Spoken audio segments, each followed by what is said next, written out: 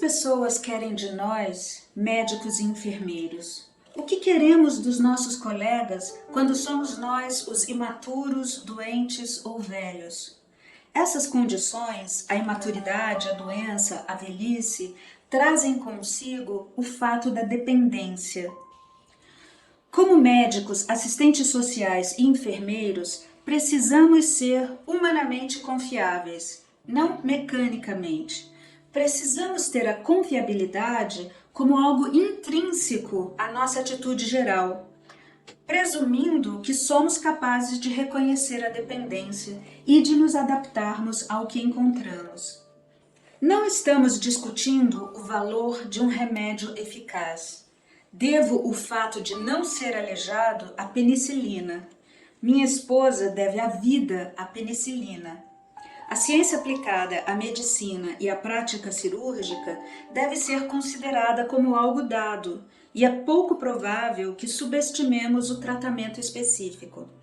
No entanto, uma vez aceito esse princípio, é possível ao observador e ao pensador avançar para outras considerações. O assunto desta palestra é a confiabilidade suprindo a dependência. Logo ficará evidente que o tema leva a infinitas complexidades, de maneira que, para delimitar as áreas de discussão, precisamos estabelecer fronteiras artificiais. Vocês verão de imediato que essa maneira de falar separa o médico que pratica por conta própria daquele que atua na saúde pública. Se critico a profissão médica, devo deixar claro que me orgulho de ser membro dessa categoria desde que me diplomei há 50 anos e que nunca quis ser nada além de médico. Esse fato não me impede de ver erros flagrantes em nossas atitudes e reivindicações sociais, e lhes asseguro que sinto o problema na minha própria pele.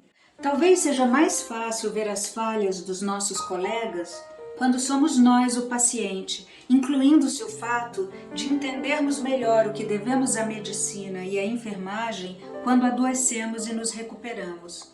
É claro que não estou me referindo aos erros. Eu mesmo cometi alguns que detesto recordar.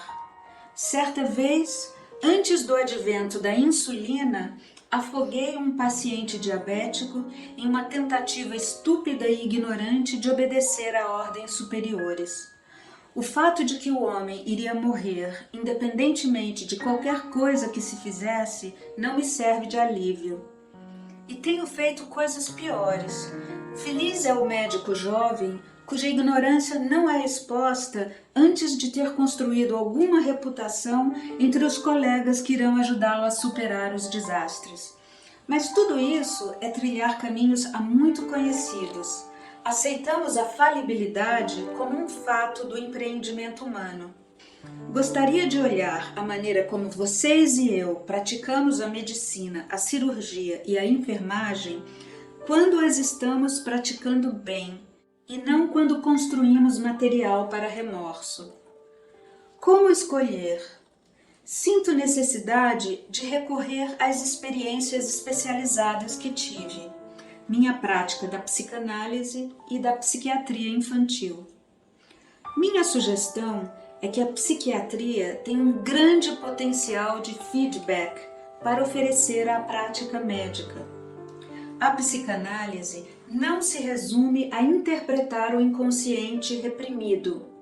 É antes o fornecimento de um contexto profissional para a confiança, no qual esse trabalho pode ocorrer.